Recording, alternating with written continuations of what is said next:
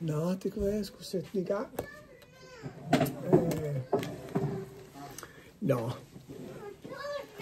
Jeg gentager, kan man sige. Og det I skal tænke er, at det er... you want it in English. I'll do it as good as I can. Just be aware. Hi. Hi. Just be aware that the main focus is you and the children. So whatever I say, Skal jeg ikke bare sidde her? nej, så du kan bare der. Jeg får lov at optage det, sådan så vi kan måske bruge det. Så, vil du så ikke hellere sidde lidt? Jeg er så lidt kamerasky. Ja, det må man øve sig i.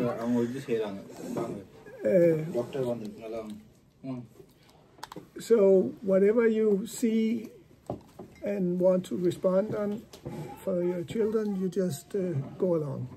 It'll be appreciated because that's what we like to.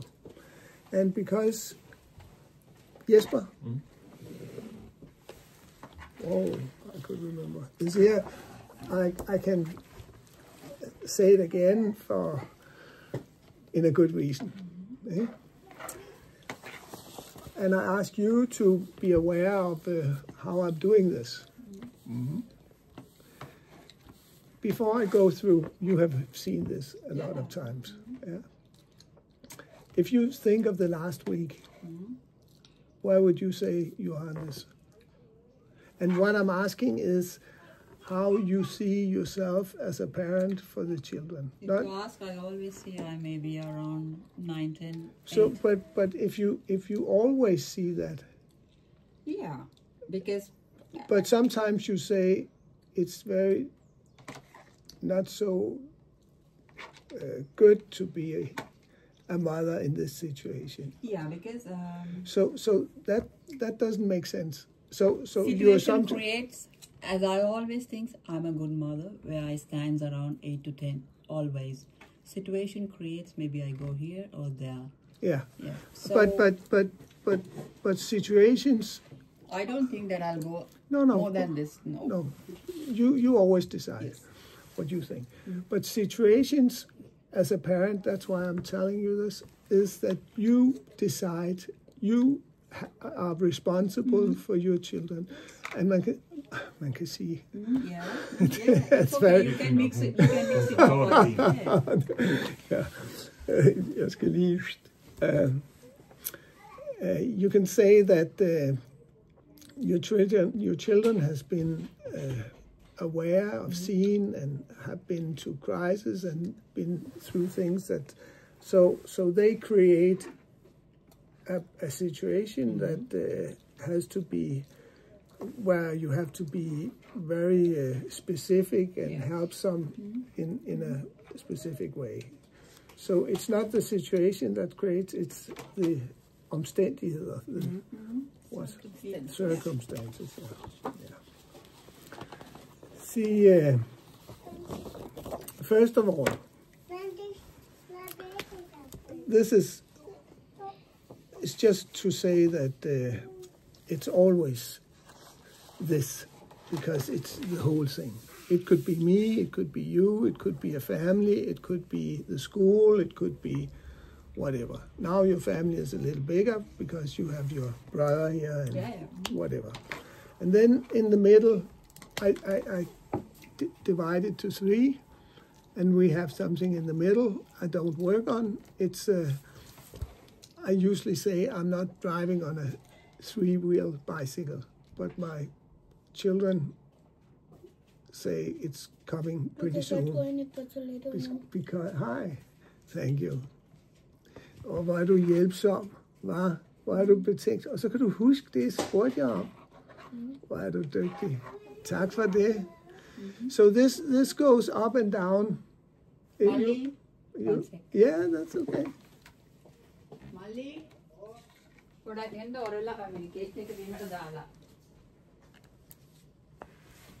Er du med på det? Altså, man kan sige, at det her kunne være noget, du var optaget af som teenager. Det er du sgu ikke så optaget af mere. Altså, det svinger op og ned, ikke? Altså, nu jeg ved ikke, om du selv har børn, men ved at være her, så bliver du i hvert fald optaget af børn, ikke? Og det er ikke sikkert, at du på samme måde var optaget af det før. Giver det mening? Ja, jeg har selv 2 børn. Ja, okay. Så. Ja.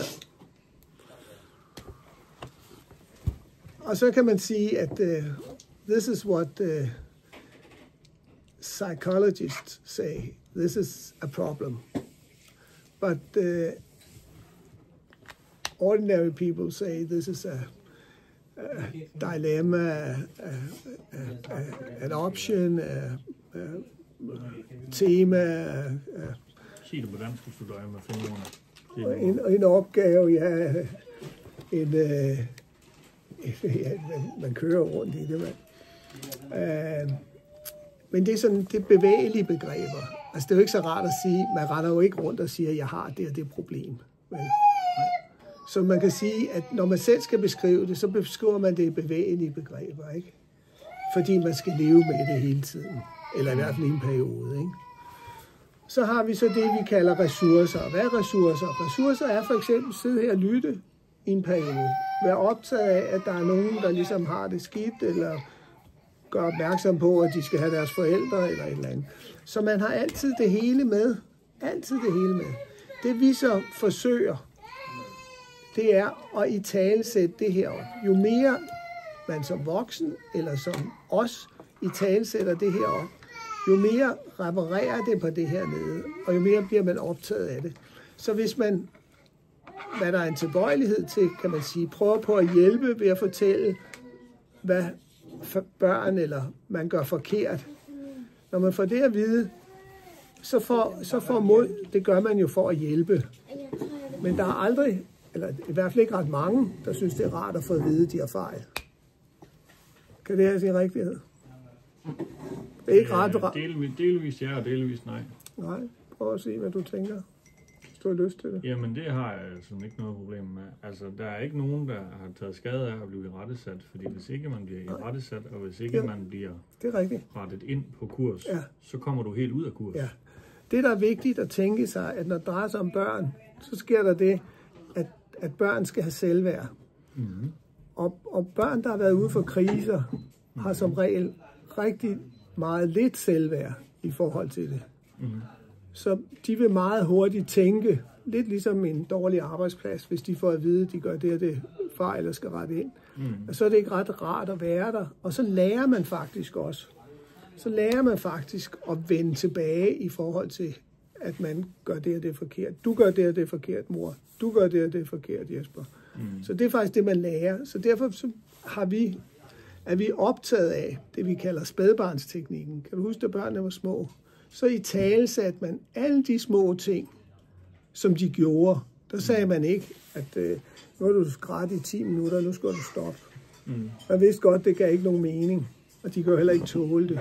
Så man kan sige, jo mere man siger af det her op, jo mere selvværd får man, og jo bedre forbillede er man. Det er bare lidt svært, fordi vores sprog hele tiden, kan man sige, i talesætter, at vi skal hjælpe ved at fortælle, hvad der går galt.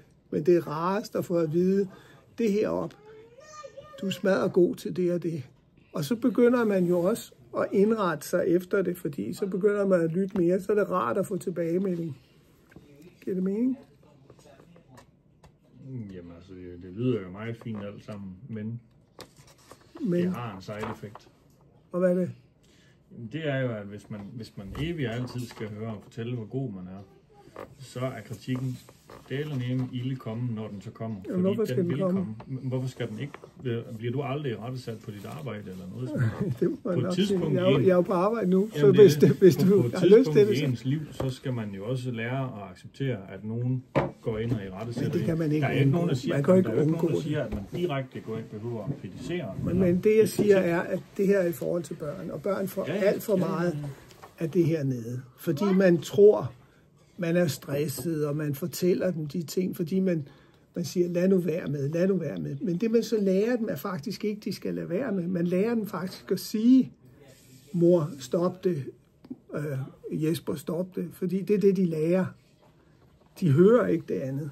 Det er lidt ligesom, jeg ved ikke, om du kender nogen, når de ser det her skilt.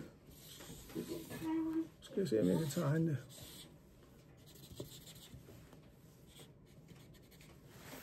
Det skulle så være rødt. Det betyder, at man ikke må ryge. Det første, de tænker på, er at ryge. Mm. Fordi at man kan sige, at børn, og specielt nogen, der har, kan man sige, ikke verdens bedste hukommelse, de hører, det her, det hører man ikke. Mm. Så derfor kan man sige, jo mere man kan hjælpe, lidt ligesom med spædbørn, du må gerne det her, og det her går godt, og jo mere man får sagt det, jo mere lærer børnene det. Yeah, but sometimes it's very hard, you know, because I understand. I know. because they don't listen, so I That's- cannot give chances. Min onkel giver mig virkelig mange kage. No. Hey, Maliada. Cake illana, kya kapla dena. One second. Yeah, just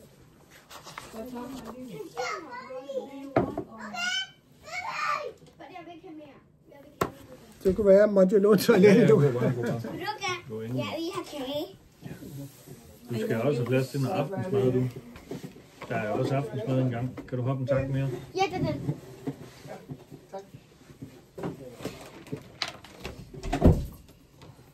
Hørte du det? Vi skal også have aftensmad. Nu har mormor stået og kokkereret hele formiddagen. Ja. Ja. And then you should know that I'm talking to someone. If you can't sit and listen, just relax yourself, okay? Præcis.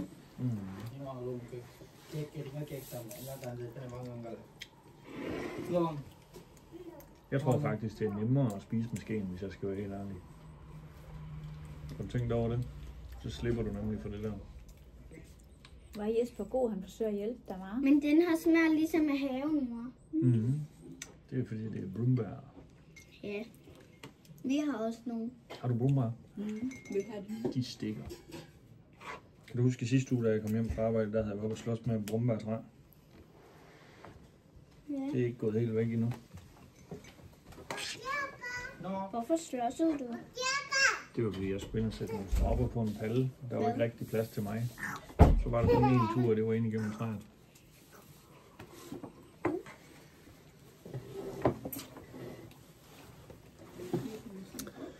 Nå. Og hvad så? Jamen, hvorfor er det svært? Jamen, det er jo svært, fordi at for det første så har alle i princippet været lidt under en gang imellem. Altså det her, det er minimumsforventninger. Og man kan sige, det gælder både børn og voksne. Det her, det er de ting, som sker, som vi skal, altså man kan sige, som er under,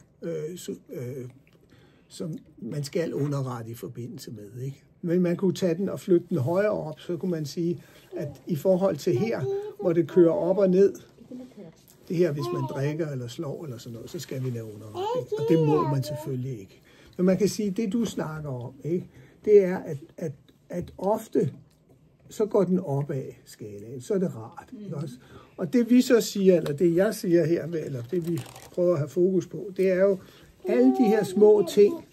Hvis vi nu siger, at hvor er du god til at sidde og være stille her sammen med, at vi fortæller om de her ting. Altså man kan sige, fordi det, man kan sige, nogle gange kan det være svært. Men ved at italesætte det her op, så bliver hun bevidst om det. Man får sagt de ting, og det er faktisk rart at sige. På et eller andet tidspunkt i alle familier, så går den lidt ned ad bakke. Og det man kan sige er, at den kan altid blive værre. Så længe vi er her, så kan den blive værre. Og det man nogle gange kommer til, er at fortælle, hvorfor den går ned ad bakke, og det er som regel nogle andre. Men man kan sige, at det der faktisk er vigtigt, er, hvornår det stopper. Altså, hvad er det for nogle metoder, man bruger, når noget stopper? Fordi så kan man så går det opad igen. Hvis man ligesom italesætter det negative, hvis man bruger negative ord, jo mere man bruger dem, altså det er jo ikke fordi, man ikke lærer dem, og det er jo ikke fordi, man kan undgå dem helt. Det er jo ikke det, vi siger. Kan man jo ikke. Altså sådan er det jo. Men jo mere man siger, at de her ting, der går opad, jo mere lærer børnene det. Ikke? Det er jo ligesom på arbejde eller alle andre steder. Ikke? Bliver man anerkendt, og får man det at vide, så er det rart. Får man at vide, at man gør det, og det er forkert, eller så husker man ordene, Men man husker ikke altid episoden, man kan huske ordene, og så bliver man lidt ked af det.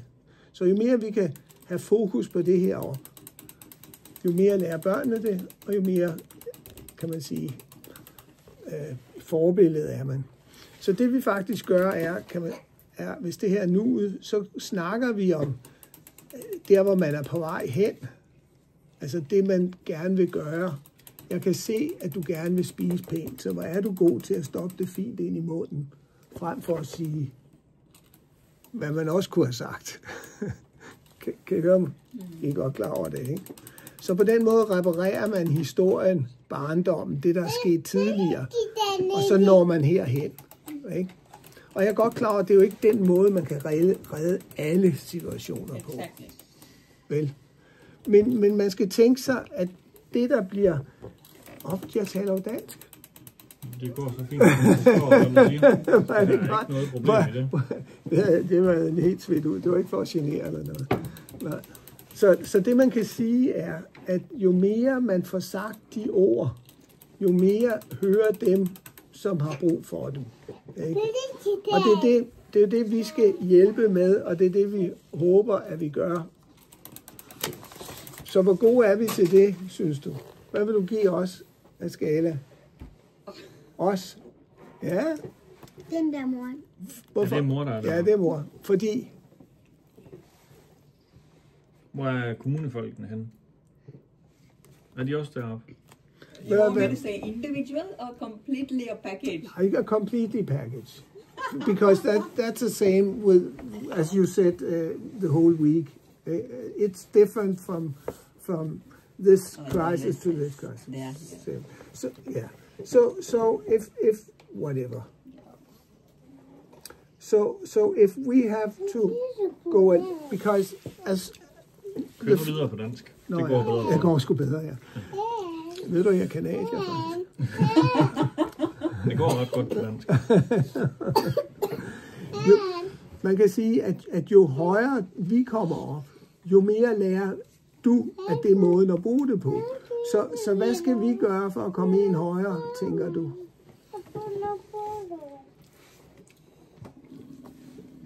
Hvad kunne vi gøre for at... Der skal ikke tale i rettesættes til mor frem over for børnene. Der er man nødt til at stemme i. Det er jeg helt enig med dig. Indtil at man kommer på enmandshånd. Ja. Børnene ikke er til stede. Men det behøver man slet ikke. Altså i min verden er det slet ikke det, vi arbejder med. Så hvis det gør, så ring til mig. Bed dem om at ringe til mig. Fordi man kan sige, det er dig, der skal opdrage. Vi skal ikke. Er det ikke rigtigt? Er det ikke nemmere at sidde på rumpen? Ja, det skal jeg godt sætte dig ned på numsen så. Det er mor, der har ansvaret. Jeg kunne godt tænke mig, at det lige blev uddybet. Altså man kan jo sige, at hvis de løber over for rødt, så skal vi selvfølgelig sige, eller træde ind, hvis de løber, der kommer en bil over vejen. Nå, jo. Jamen, det var ikke... Nej, jeg er fuldkommen enig. Altså man kan sige, at i alle henseender her i hjemmet, er det mor, der har ansvar for børnene. Og det er jo det, jeg siger nu her. Vi har ansvar for at være oppe i toppen af ægget, når vi siger ting. Og så kan man sige, at når og hvis der ligesom er nogle gange, hvor mor kommer til hernede, så skal vi jo være heroppe for at hjælpe og sige, jeg har set, mor, at du kan bruge den metode. Kan vi hjælpe dig med at bruge den metode, sådan så at en anden kommer op i toppen af ægget? Jeg er helt enig. Godt. Lad mig lige komme med et eksempel, ikke? Lad os sige, at der opstår en situation, hvor mor kommer ned i bunden af ægget. Hvad kunne det være? Det kunne for eksempel være... Børnene slås. Det kunne for eksempel være en situation, hvor... vi havde faktisk en i går i bilen, hvor Ardo siger... 2 gange, tror jeg, han siger... Mor, husk nu, at når vi kommer hjem, så skal vi lave videokald til far, fordi han vil gerne se Aya åbne gaven. Ja. Og så bliver mor... Kan du huske det? Ja. Det var bare sådan... Ja. Kan du så ikke prøve at forklare, hvordan du reagerede, eller skal jeg? And I said to him, maybe sometimes Aro, he keep on asking it again and again. That's his style. My, as I said, each and everybody, we have our own personality. We cannot act my way of, like I say, maybe once or twice, even to my kids, whoever with me. That's way of myself. So I said to him, I know what I'm doing. And I cannot remember, maybe I would say, yes, we are going to do that. But maybe if he's asking it again and again and again, I'm kind of annoyed. And I said, I know what I'm doing. You should not say what I'm doing. I have plans. You have said me once, we have to go home, make a video call to the dad. But I think I get it. The short and the kort og det lange er, at den situation kunne I godt tænke jer var bedre.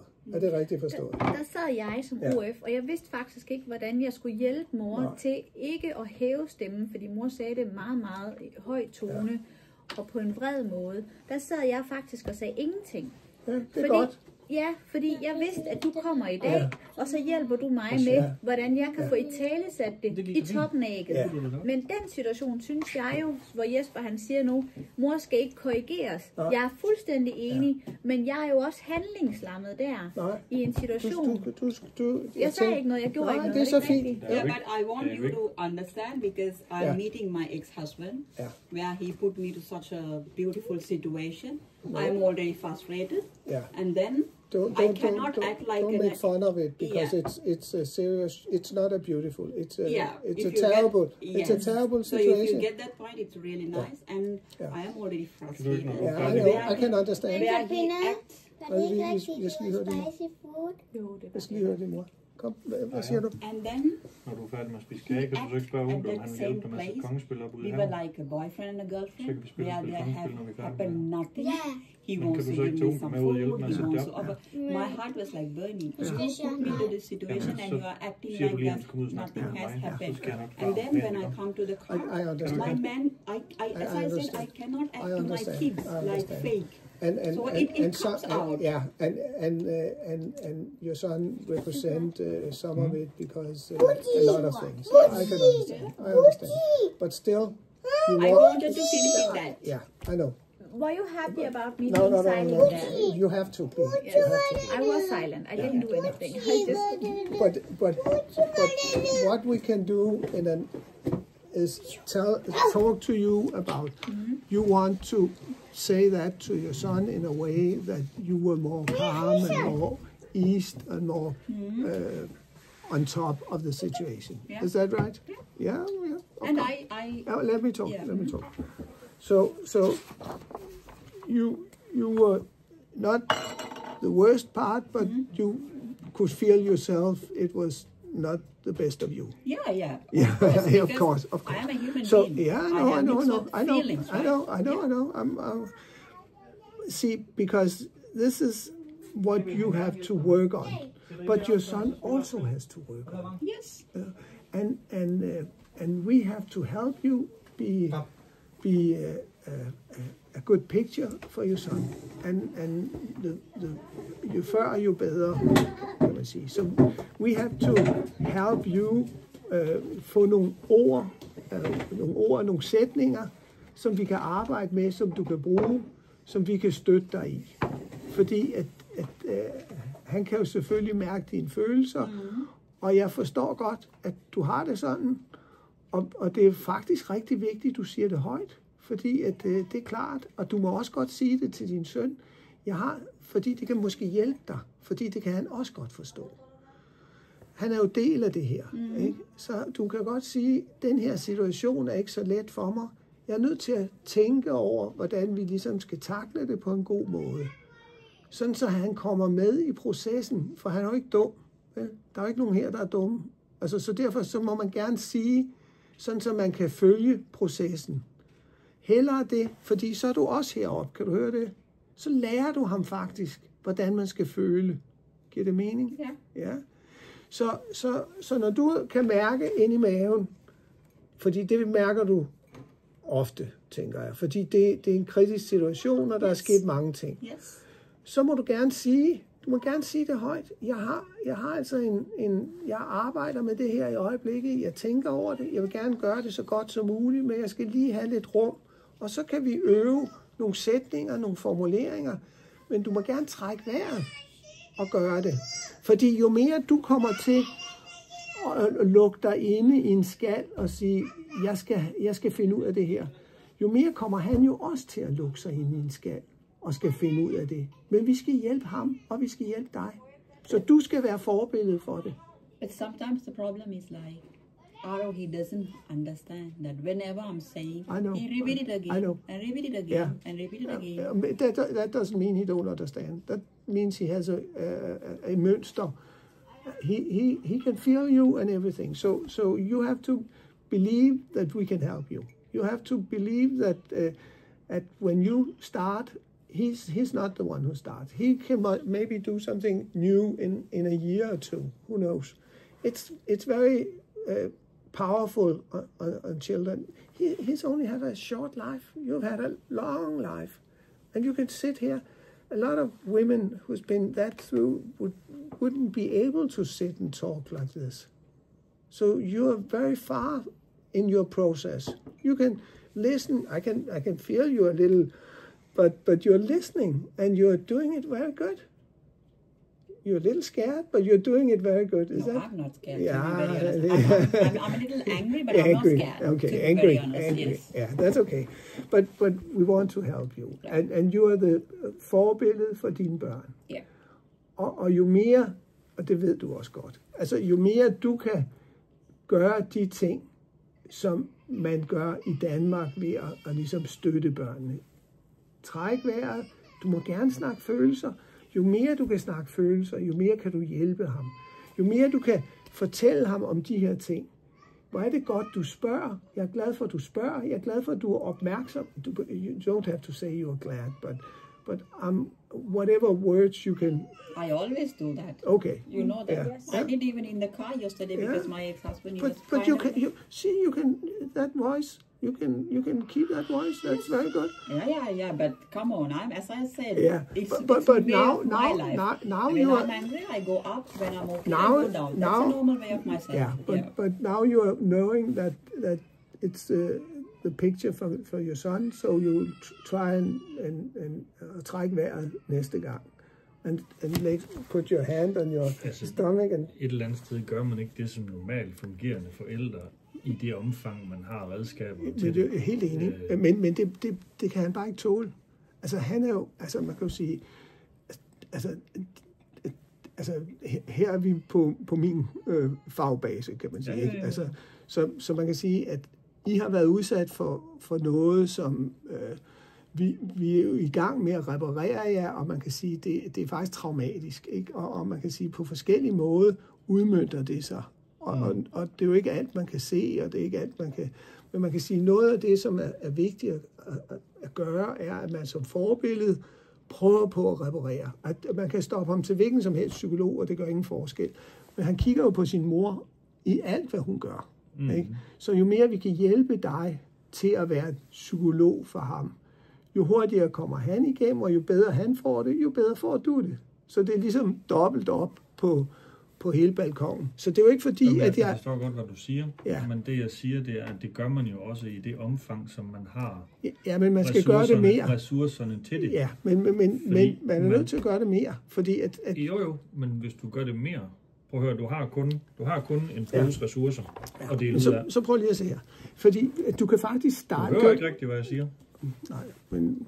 Men du har jo kun en pose ressourcer at dele ud af. Når den pose, den er tom, så er der ikke mere at give. Nej. Så det er det, jeg siger, man gør det jo i det omfang, man har overskud til det. Ja. Men det er sådan som forældre her, så skal man have overskud. Man skal have det overskud, fordi ellers kan man ikke være sammen med børnene. Men hvis du lægger over den linje der, så er du vel der, hvor du skal være. Men det er man ikke, når man skiller ham. Ja, men det er man ikke, når man gør sådan.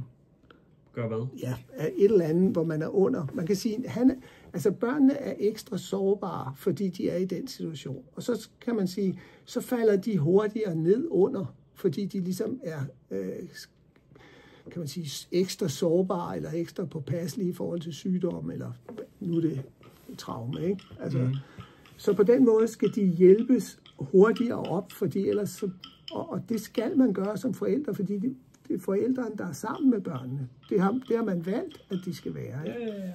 Så du har bare en gems der. Sådan. Så, og i forhold til det der med, at man har kun den pose, det er ikke helt rigtigt. Altså, jeg forstår godt dit udsagn, men det er faktisk sådan, at hvad kommer først? Posen eller udsagnet? Altså, hvis nu, altså det kan man jo også sige i forhold til små børn. Altså, hvis nu du, altså jeg har været hos en mor, der havde 11 børn, og jeg sagde, tak skal du have. Hvordan kan hjertet vokse, så man kan have 11 børn, ikke? Jeg har 4, jeg synes, okay, 5 måske, hvad ved jeg, ikke? Men det bliver faktisk større og større, jo mere man gør noget, kan man sige.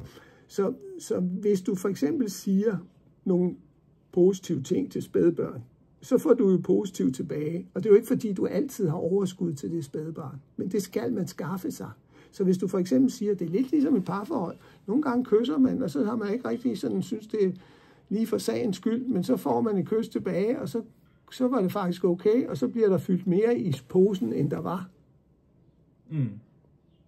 Så, og det er her, jeg siger, at mor, vi kan hjælpe mor med sætninger, eller sætninger, eller italesættelser, eller træk vejret, eller... Can I say something? Yeah.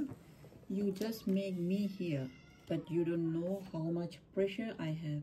Yeah, I know. I have to talk to my ex-husband. Yeah. I have to deal with him. Yeah. I have my economical issues, and my son, he has ADHD, and I'm also a sick person.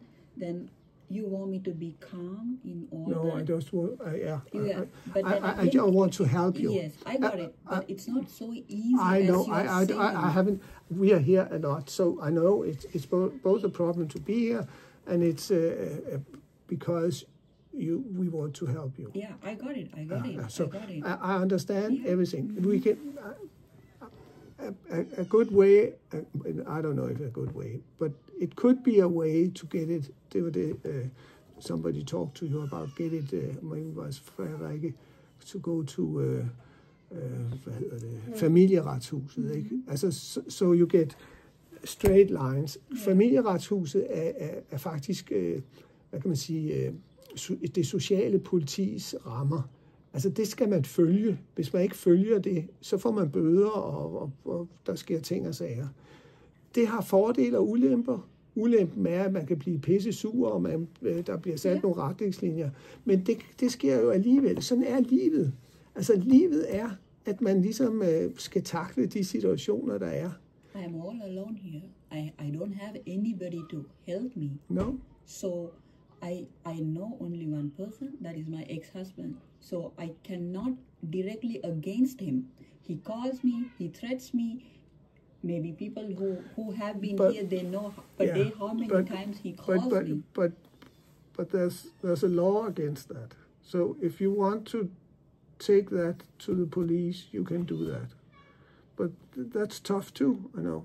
Everything is tough here. It's not easy to get out of a certain problem, I know. He has his good sides too. The children loves him. You are very good at giving him space for the children. I'm impressed. I'm impressed, very impressed. You're very good at that. And that helps your children too. I can understand why you get so frustrated because you're doing so much for your children. I do, yeah. Yeah. And then he says, and then you said, you should know what I'm doing. I can understand that.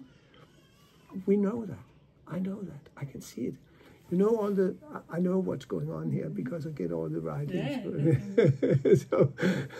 So I know your process, and you're going a good way, and you're doing very well. You're very good at explaining what the difficulties are and what would like to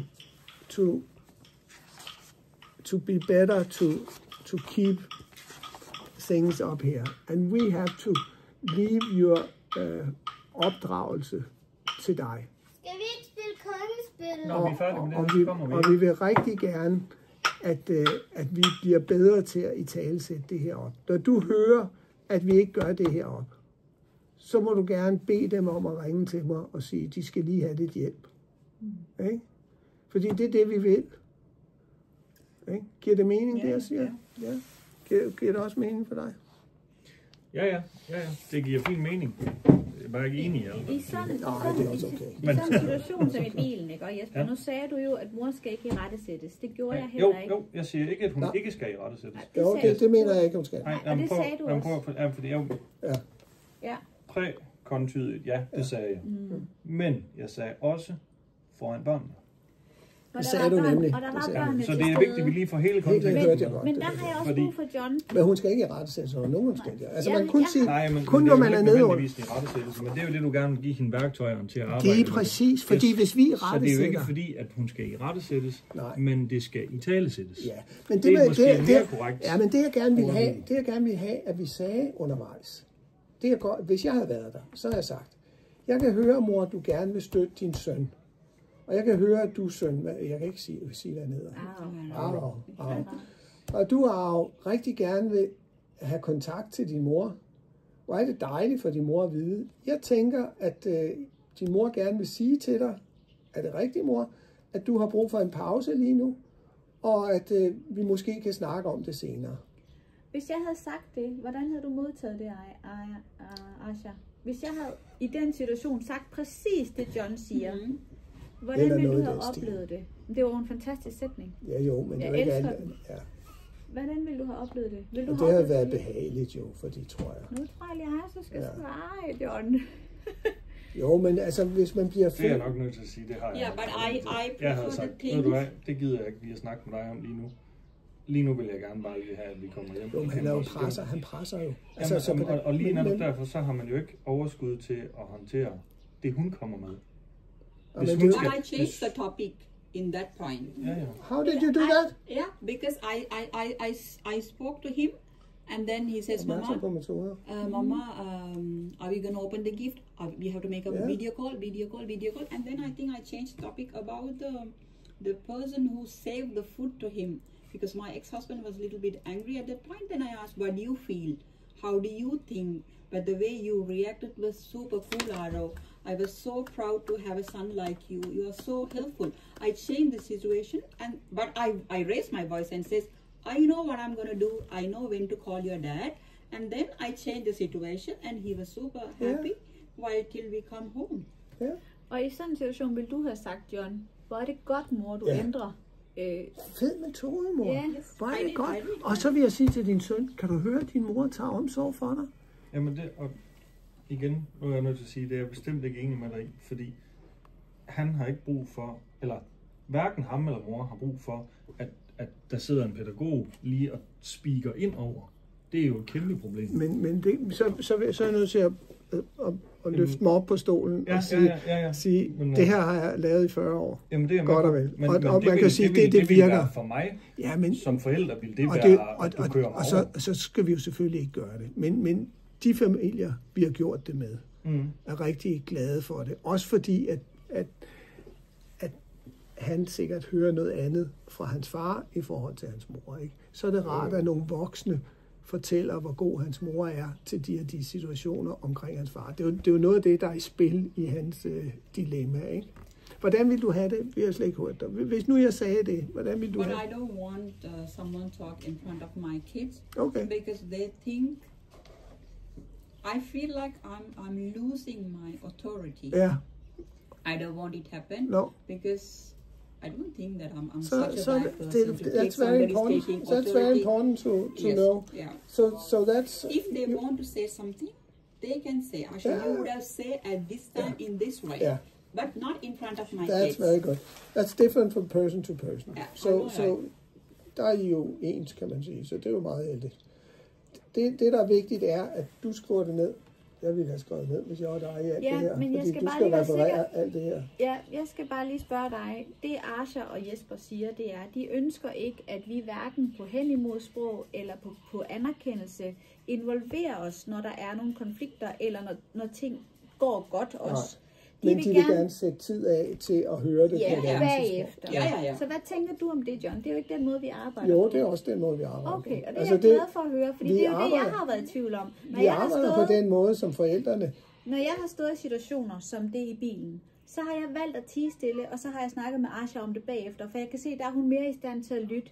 Og når jeg så har skrevet det til dig, så har jeg fået en tilbagemelding om, at jeg skulle gøre det. Jo, men jeg vidste jo ikke, hvordan Asha ville have det. Can I say something? If you're driving, right? So my kids, he's pressuring me, I'm on a top, and when somebody is going to give their comment, it makes me more pressure. I don't know to whom I'm going to react. Yeah, it's a different language. Yeah, so when I'm calmed down, you can talk to me.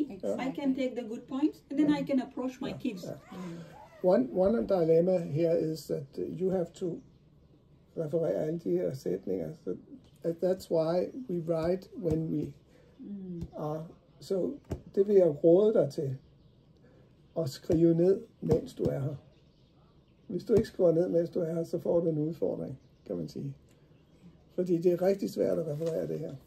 Men nu har du heldigvis en video. Jamen, det hjælper jo ikke dig, jo. Det er jo i forhold til den det. sender du til mig nu, hvor jeg er på også rent persondatamæssigt, tænker jeg.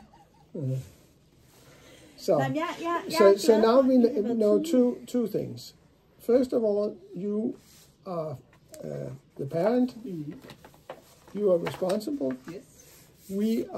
You are telling us when we are not in toppen af ægget, when we give you responsibility and feedback, and we try to make sentence that you can use, and we do it when we make time. Yes, every 10 minutes in every hour or 20 minutes. When I'm calm, when I'm peace. Sure. My brain is ready to adapt something, listen to something. Yeah. When I'm pressure, I hear from my this ear and I'm going to pass it out from this ear. That's very good. Yes. So you are saying that you don't want us to interrupt when you're dealing with your kids. You want us to go back when kids are playing or something.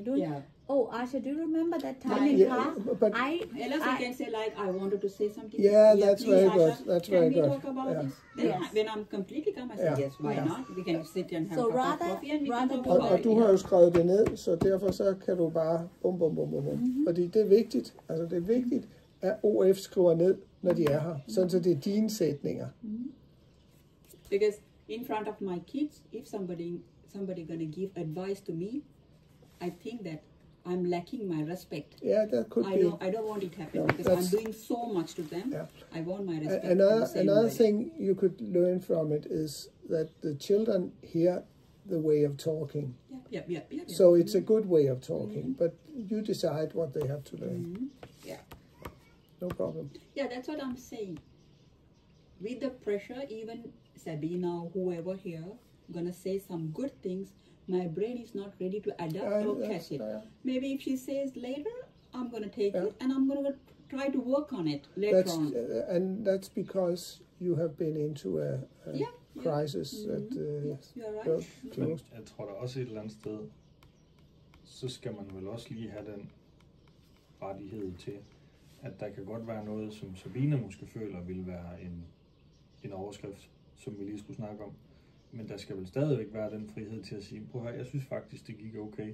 Så lige for nu, kunne jeg godt tænke mig, at vi bare lader det til side. Ja, sagtens. Men man kan jo sige, at hvis børnene skændes eller slås, for eksempel, altså, det er ikke i orden, når børnene slås. Det synes, altså man kan jo sige, som udgangspunkt ved man jo som forældre, hvornår noget er godt og skidt. Altså det tænker jeg, at det ved du sgu udmærket godt. Altså det tænker jeg ikke. I think I already take the action for that, because they always fight for the TV and the remote. It's gone. So I think almost half of the problem has finished. And then we can be better to give you tools to say it and fix it in a way where they use the words in a good way. So, det giver meget god mening. Så når vi sætter tid af til nogle punkter? Nej, det gør der. Det er ikke når. Det gøres der. Ja. Jamen, jeg siger ikke hvis. Nej, det er fint. Siger når. Ja, når der sættes tid af til det. Ja. Når der sættes tid af til det, vi sådan observerer i løbet af dagen, så kunne du godt tænke dig, at approachet er, hej Asha, jeg har lavet nogle notater, som jeg godt kunne tænke mig at drøfte med dig om. Har du tid til det? Kan vi gøre det nu? Ja, jeg synes, man skulle sige, at altså, vi snakker lige sammen. Hvad er der sket her? Hvad har du lyst til at sige? Hvad har jeg lyst til? I have an example because normally the girl who comes here, who is she? Frederikke. Yeah. When she here, always I used to offer a cup of tea or some snacks. So when we are having the cup of coffee, almost my kids with something else. So she always says, shall we talk about something? I said yes. Then she asks, are you okay? Yeah. Then she says, I have a point here. Are you ready to listen? Then we are so involved with that topic and situation. Actually, I find it good so way. much. We come with the jokes and she comes with some examples and with a cup of coffee. I think she's so good to explain things. You have told her that. And I have seen it. It shouldn't be so official. No. A cup of coffee and we can talk whatever we want. You know? I'm exactly enig med dig. If somebody comes and say, I have a point to say, I go crazy. So cup of coffee or having and having when my kids are not around me, it's easy for me. It's very good. Or that's the next day or whatever. No, normally whenever we are but end of you the know day, there's football games or something. Birthdays, happy birthday. It was a very busy week this week, actually. So 2 that games, happens. 1 birthday party. What if day goes and everything, and then we're going to some place, and then children are making ready for something, and I say, I just have to say you're very good at this. Is that okay? So it's okay to just where the kids don't feel we're taking din authority. So it's not that we can't talk about it, it's just that we have to be aware of that. Because you know, I want them to see me as a role model, not somebody else. I don't like it. No. So I don't want to see more Sabina like this, Bettina like this. No, that I don't like. No. That's because we're not, I think it's because... They never said that to me yet. But no, I know. I'm saying that. But see, that's not very often we hear that, because parents or children are very positive about their parents getting compliments in front of the children, because they're proud of their mother and the way, and then they listen to it. Usually it doesn't go from you, but I think it's because we have sometimes not been so good at saying that. So you feel that we're taking some from you. Yes. I'm very possessive. Especially when it comes to my kids. So I don't like to share with somebody else. So taking my power or something. So I'm not saying power, but I don't want, like authority. I don't like that. Responsibility. Yes. I know. You're doing a good job in a lot of ways. I'll say that. Yes. Specielt når du ligesom kan rumme både børnenes far og dig og dem. Jeg kan godt forstå, at det bliver frustrerende. Men der findes nogle veje. Der er ikke nogen enkle veje. Fordi det vil være helvede til lige meget, hvad du gør. Enten kan du fortsætte, du kan prøve eller familieretshuset, eller politiet, eller noget andet. Uanset hvad du gør, så bliver det pissehårdt. Yes. Så, og man kan sige, at du skal også tænke, at uanset hvad du gør, så er du forbillede for børnene, og de vil få en anden historie for børnenes far. Altså, det vil jo ikke være sådan en velovervejet historie, tænker jeg. Det vil være sådan en, at jeres mor vil gøre mig det er ondt, så jeg må ikke agte. Det er jo sådan, man udlægger det. But I never talk bad about their father, you know that. Og hvis hun går i familieretshuset, tror jeg ikke, han vil fortælle det sådan? Jo, men nu står jeg jo selv i den der, har stået i det de sidste 20 år, og kæmpet med det der. Jeg kunne aldrig finde på at sige til mine børn. Aldrig. Nej, men det tænker du ikke, han kunne finde på? Måske. Jeg siger heller ikke, at han gør det. Jeg forbereder hende bare på, at der er ikke nogen lette løsninger på det her. Jeg tror heldigvis ikke, han er så udspekuleret. Han har ikke IQ'en til det. Nej, men det griner du af, men det mener jeg. Nej, jeg kender ham jo slet ikke. Jeg aner ikke, hvem det er. Det tror jeg heldigvis ikke, han har IQ'en til det. Jeg har slet ikke forstand på det. Jeg forbereder bare på, at det bliver så godt som muligt. Og så tænker jeg, at det kunne gå galt. Men det bliver en lang stridig kamp. Det er vi helt klar over. Så John, folderen. Ja. Så når vi er herude, hvordan bruger vi så folderen? Jamen det bruger vi jo, når vi har de samtaler. Ikke? Det vil sige ved kaffebordet. Ja, eller hvor det nu er henne, ikke? Altså, fordi, Så hvis jeg nu skal prøve at forklare den situation i bilen, lad os tage den, nu har vi jo drøftet den. Hvordan kan jeg bruge folderen til at forklare og være i toppen af ægget? Jamen, sådan som jeg hører det, er det, at jamen, jeg kunne godt tænke mig, er det okay for dig, at vi snakker om det? Altså, nu leger vi. Det her, vi leger, er det okay for dig? Scenarie sat. Ja, scenarie sat. Vi er kommet tilbage fra bilen, og vi har sat os ned og drikker kaffe, og hvad kan vi... Er det et tidspunkt nu til, at vi kan snakke om det med bilen? Har du nogle kommentarer om det? Jeg har også nogle kommentarer, og så siger du dit. Og så kunne du også sige, at jeg har ikke lige lyst til at snakke om det nu, fordi jeg er stadigvæk lidt kan man sige, påvirket af det. Så vil jeg sige, hvis jeg var OF, så vil jeg sige, det kan jeg godt forstå, og jeg synes, at på den vis klarede du det rigtig flot, fordi at du prøvede på, og så videre, så videre. Jeg vil ikke kunne undgå at kommentere, at du faktisk klarede det bedre, end man kunne forvente. Det betyder ikke, at man ikke kan blive bedre. Det kan man altid. Jeg har nogle redskaber, kunne du tænke dig at høre om dem, kunne du tænke dig at få noget refleksion eller et eller andet, og så kan du sige, ja, det vil jeg sikkert gerne, eller i morgen, eller om lidt, eller hvad ved jeg, ikke? Yeah, because it was so horrible because I wanted to act good in front of my kids. I know. Jeg blev ikke klogere, John. Men du spørger. Jamen, jeg har brug for folderen. Vi skal jo gå jo, med men først skal du... Nej, det skal du så ikke, når du ikke kan give tilbage med en, fordi så bliver det jo frustrerende. Præcis. Så den tager du frem i den samtale. Ikke? Så jeg tager den til kaffepausen, og så spørger jeg, den episode i bilen, har du lyst til at snakke om den? Ja, I really want you to keep this book away, and then you can just generally talk to me. What do you think about that situation? If you think about where you stand there, is it 10 or 1 or 5? When I see this book, as I said before, it makes me crazy. So you can just talk to me. Why does this make sense? Det er fordi, vi skal da ikke skemalægges. Altså, du prøver jo at skemalægge personen. Nej, det er jo tværtimod, det er for... Det er til os, for at vi er opmærksomme på. Fordi det, der sker... Altså, det er jo lidt ligesom mekaniker-agtigt. Altså, hvis de bare reparerer bilen, som de synes... Jeg vil have, at de skal reparere bilen som den her. Okay. Så det er ikke for dig. Det er... Altså, det jeg prøver at fortælle dig nu er jeg oppe i her. Det her er min arbejdsproces. Det er Sabinas arbejdsproces. Jeg vil rigtig gerne komme med noget tilbagemelding i forhold til at være oppe i toppen af ægget. Altså, det her er vores arbejdsproces i forhold til at sådan så, at vi er fagpersoner. Fordi at man kan sige, når man samtaler, så er det alt for let at komme til at snakke om...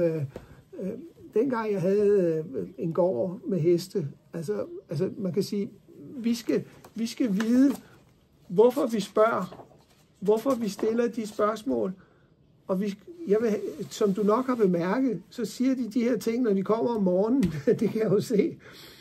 Wow, dejligt, hvor ser I friske ud, og så videre, ikke? Altså, fordi ellers kan man finde på at sige hvad som helst. Jeg vil sgu ikke have, at man kommer her og siger... det har sgu været en forfærdelig morgen hjemme hos os, og hesten løb hjemmefra. Hvad rager det mig? Altså, det kan du ikke bruge til noget. Du kan bruge, og I kan bruge at blive anerkendt. I kan bruge at blive talsæt med nogle gode ting, og det vil jeg have, at man gør, så derfor, det kan være rigtig svært, når man er her så meget, og ikke have en manual eller et skema at følge. Mm-hmm. Ikke? Og det er derfor, det er så tydeligt i forhold til det her. Ikke?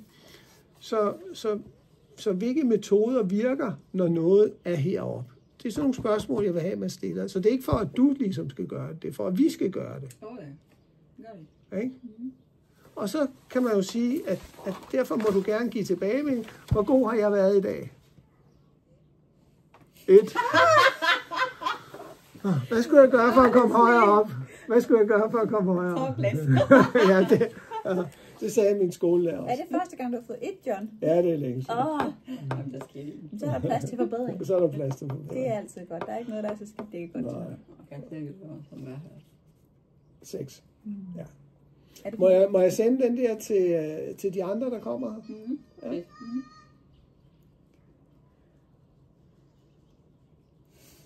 Det er okay. Altså, jeg bare... Altså, ikke, og det igen, det kan jo... det kan jo sammen skæres helt ned til, at nu er det jo ikke det første forhold, jeg er i, men som forældre og deleforældre med din, min og vores. Det står jo på side 1 i håndbogen med din, min og vores børn. At uanset om jeg er enig eller ej, så er jeg nødt til at være enig med hende, så længe ungerne er der. Og når vi så kommer for os selv, whatever, så kan jeg godt fortælle hende, at det der synes jeg måske egentlig ikke var helt okay. Og havde du spurgt mig, så havde jeg måske givet hende lov til at se fjernsyn. Men vi er jo ikke et forhold. Ja, det er jo lidt. Nej, det er vi slet ikke. Hypotetisk set. Nej, vi er her for at både garantere og hjælpe. Ja, ikke? Så man kan jo sige... Det er jo lidt det samme. Altså, nej, du forstår ikke konteksten så.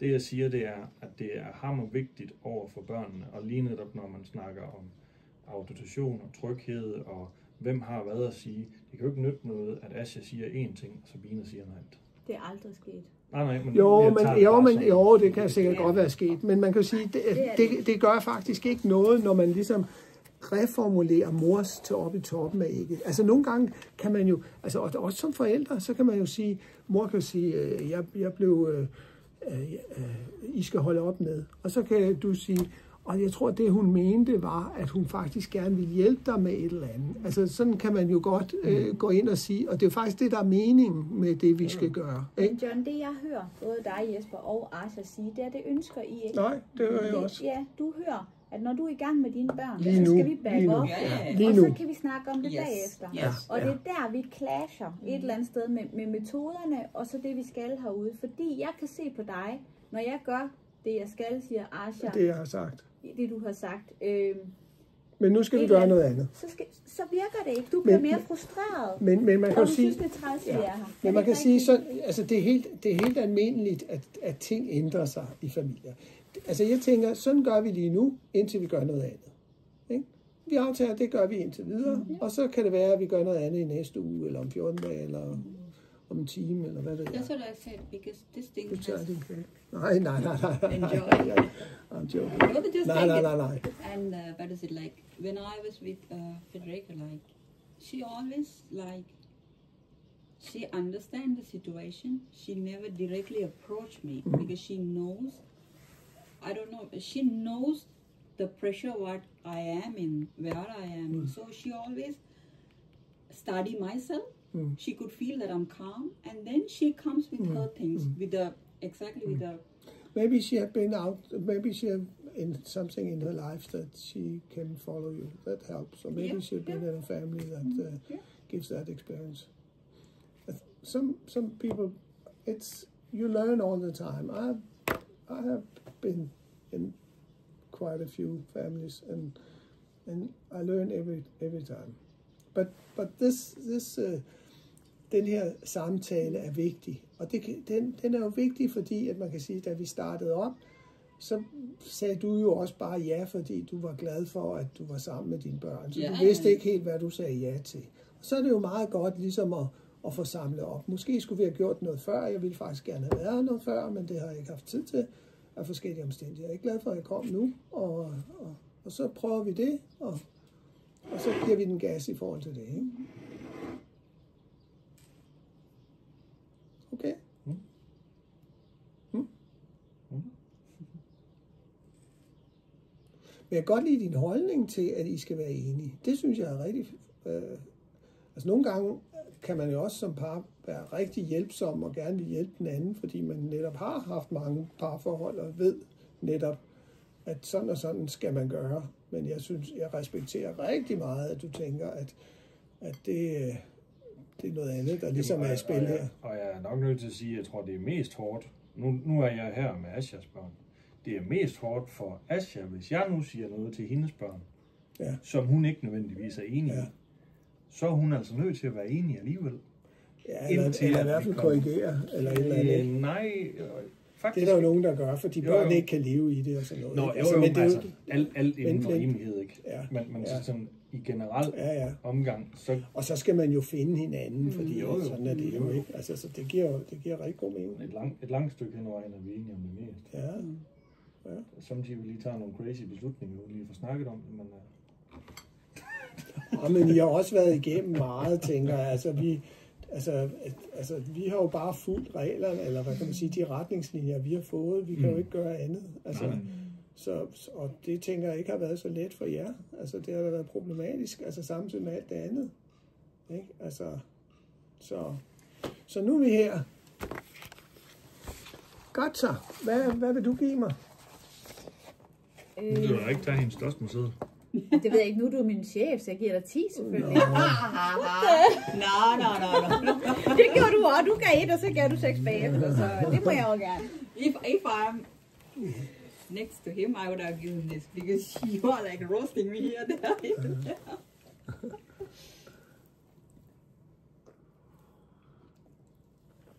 Ja. Skal vi stoppe, eller har I mere? Har du mere? Kan vi opsummere bare lige, så vi alle sammen har forstået, hvad der skal ske fremadrettet? Ja. Så kan jeg lige få mit hæfte, så jeg kan skrive. Du må få den anden sammen. Bare den ene her. Jeg tror, det var den. Han fik den puttet i bunden nu. Jeg pillede bare den alle sammen. Du lige holde øje med det. Tryllekunstner, det er sådan... Nej, tak for det. Det er sådan en tryllekunstner. Plads. Så opsummering. Leder til hverdag. Jeg sagde jo til Asha, i dag kommer John for at vise OF, hvordan vi skal bruge folderen herude. Fordi det har vi måske ikke været så gode til. Yes. Så det er det, vi skal opsummere på. Hvordan bruger vi folderen herude, John? Jamen, vi bruger den til, for det første, at OF, kan man sige, er tydelig på, hvad de gør. Tydelig på, hvad vi gør. Ja, altid tydelig på, hvad vi gør. Hvad OF gør. Og skriver det ned. Ja, det vi gør. Og så i de der naturlige pauser, som Asha er med til at definere på et tidspunkt, så samler man op i forhold til, hvad går godt, hvilke nogle metoder har man set, som Asha har gjort, som man gerne vil italesætte, som i toppen af ægget. Godt. Og så hvis Asha har noget, hun gerne vil sige, så i forhold til, at jamen, hvordan takler man egentlig, at de hiver hinanden i håret, eller hvad det nu kan være. Så enten så siger man, det ved jeg sgu heller ikke, og så ringer man til John, eller også så tænker man over til næste dag, eller også så siger man, ja, man kan jo klippe hinanden skaldet jo, så var den pot ude, eller man kunne, hvad fanden ved jeg.